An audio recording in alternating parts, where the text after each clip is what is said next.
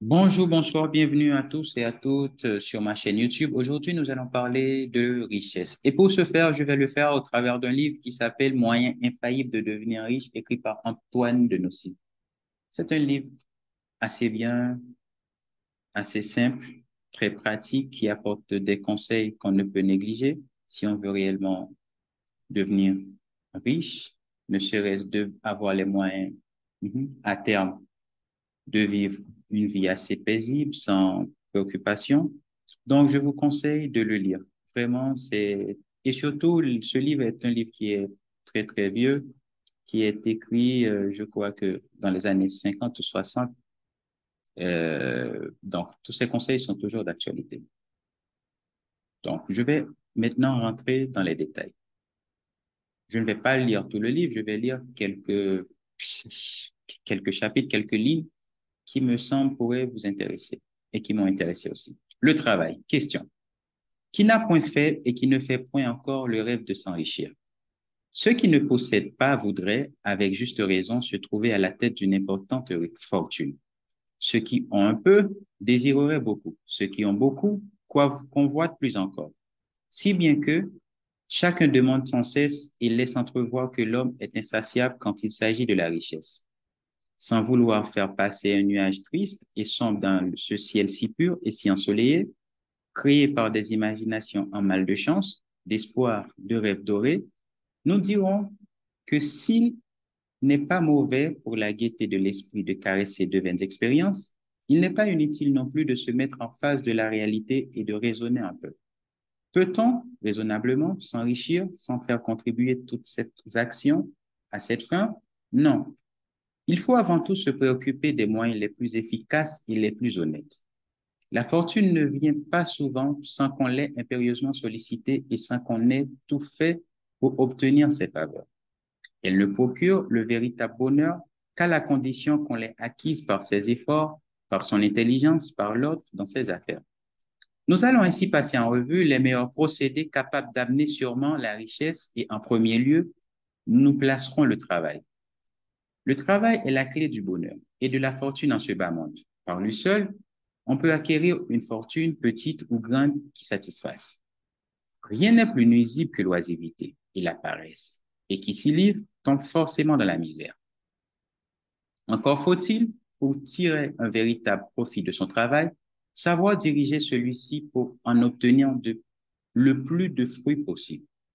Pour cela, il est nécessaire de se rendre esclave de bonnes habitudes. Cet esclavage d'un genre nouveau ne peut point dégénérer en un servage qui rendrait malheureux. Au contraire, rien ne pousse plus instinct- instinctivement l'homme à faire quelque chose avec plaisir que l'habitude.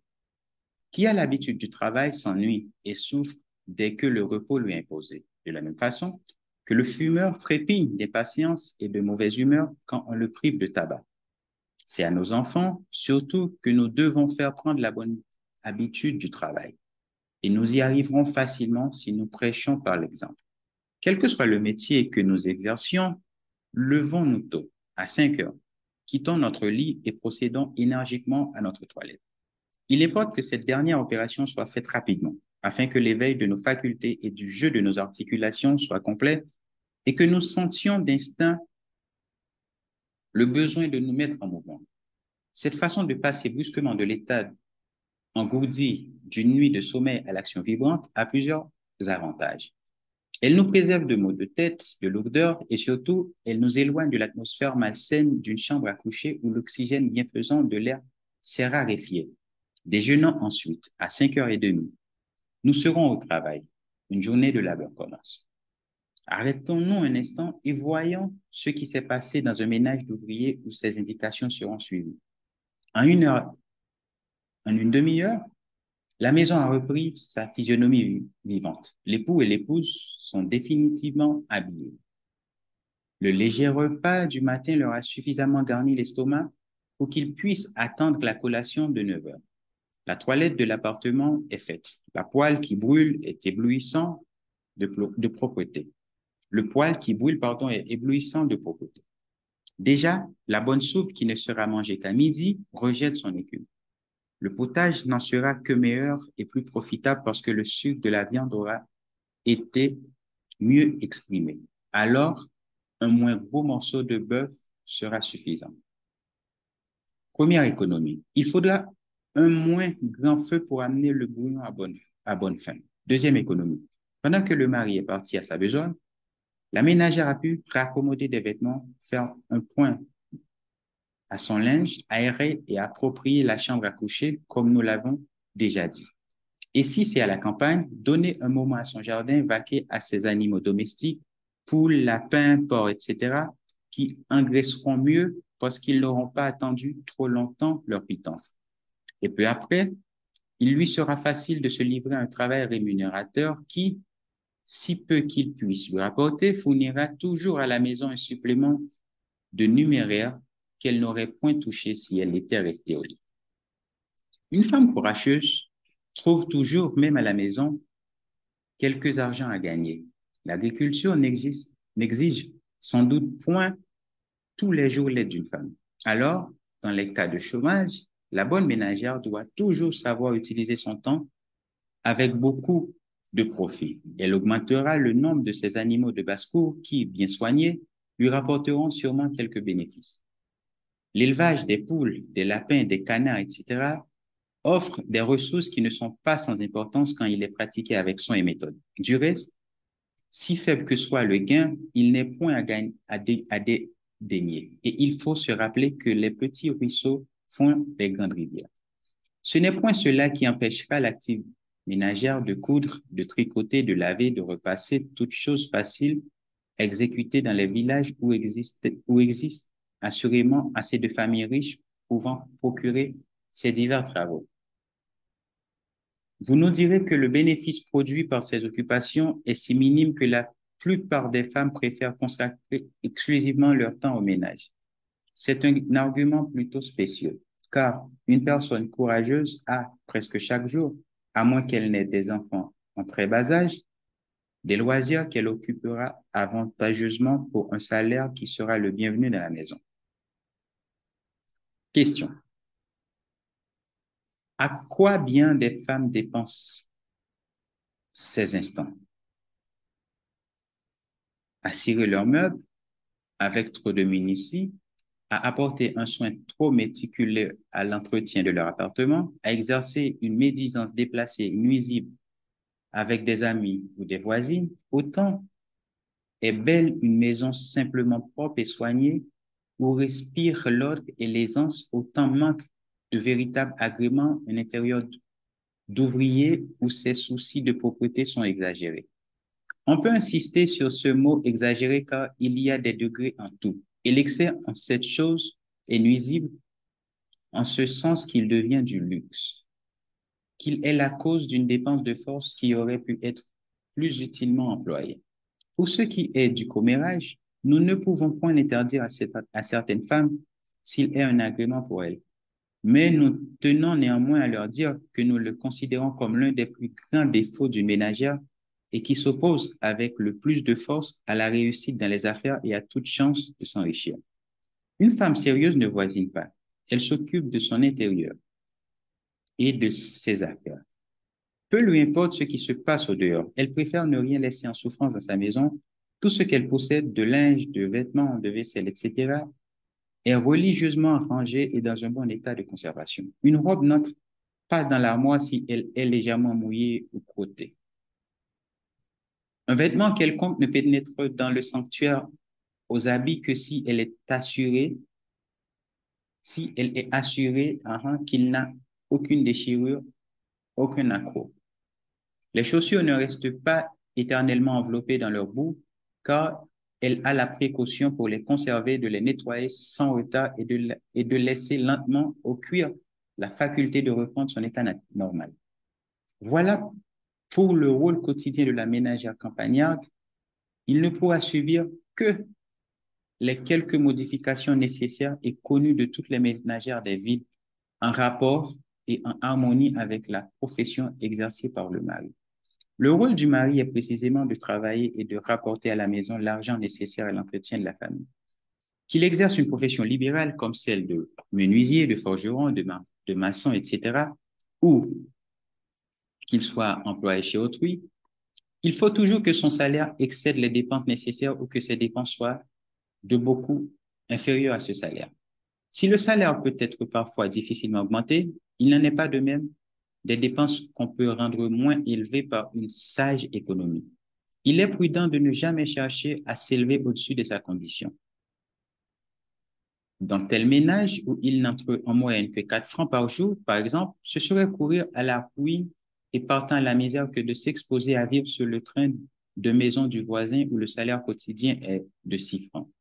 Que toujours la dépense soit en rapport avec le produit des salaires, c'est-à-dire bien au-dessous. Si peu que l'on gagne, il faut s'efforcer de faire quand même des économies. Ménagères, tenez un compte bien en règle de vos dépenses de chaque jour. Un petit carnet spécial de 10 centimes suffira pour cela. Étudiez vos opérations de temps en temps. Voyez ce qu'il vous reste de boni dans un temps donné. Si vous trouvez cet excédent de recettes trop peu important et qu'il ne soit pas possible d'augmenter aucun salaire, vous verrez facilement les choses que vous pourrez rogner, car il est souvent des superfluités qu'on peut supprimer sans inconvénient. Le tabac, le café, les liqueurs, quelconque rentre dans la catégorie des articles de consommation courante sans lesquels on peut parfaitement vivre. Ils sont en effet absolument inutiles à la santé.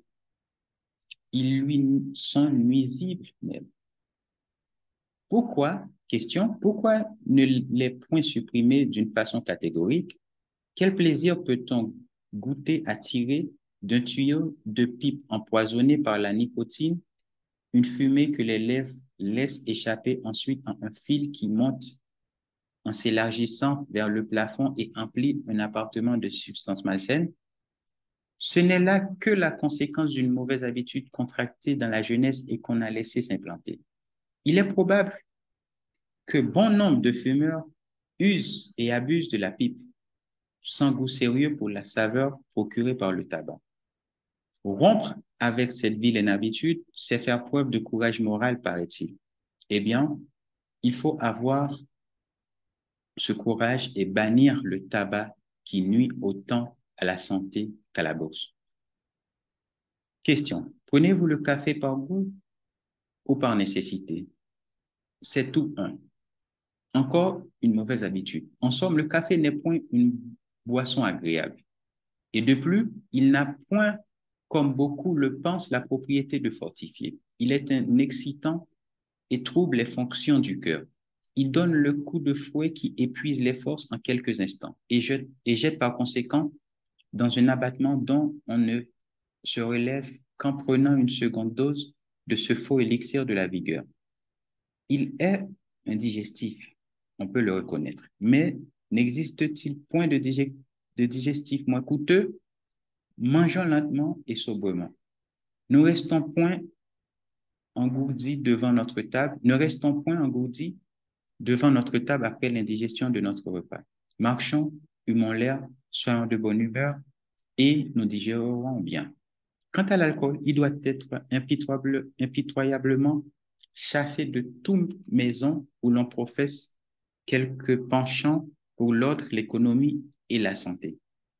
Nos lèvres ne devraient jamais approcher de ce virulent liquide qui brûle nos muqueuses, détruit notre raison, ruine notre maison.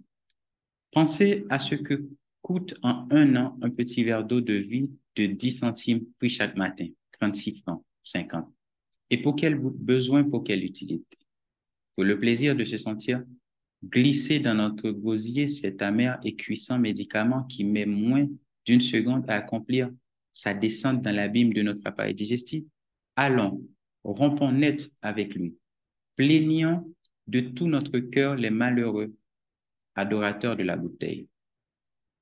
Engageons-les vivement à en finir enfin avec une boisson vendue 8 fois plus cher que le lait à volume égal et qui fait disparaître comme par enchantement une grande partie de leur salaire. Le fruit d'un travail sérieux et rémunérateur deviendra sans utilité chez celui qui ne saura pas se priver de ses futilités. OK, donc c'est la première partie. J'arrête là pour aujourd'hui. J'espère que cette première lecture vous a plu. S'il te plaît, faites-moi savoir si vous avez aimé et si cela aussi a été bien fait. Et si je dois continuer aussi sur cette même lancée, dites-moi, faites-le moi savoir et je reviendrai bientôt pour une seconde partie. Donc, la partie du travail n'est pas encore terminée, mais pour faire court, j'ai décidé d'arrêter là et nous reprendrons la semaine prochaine. Et maintenant, je vais terminer. Donc, je vous remercie. Le prochain vidéo sera sur l'économie. Donc, du même auteur, du même livre. Donc, moyen infaillible de devenir riche. Merci beaucoup. À très bientôt.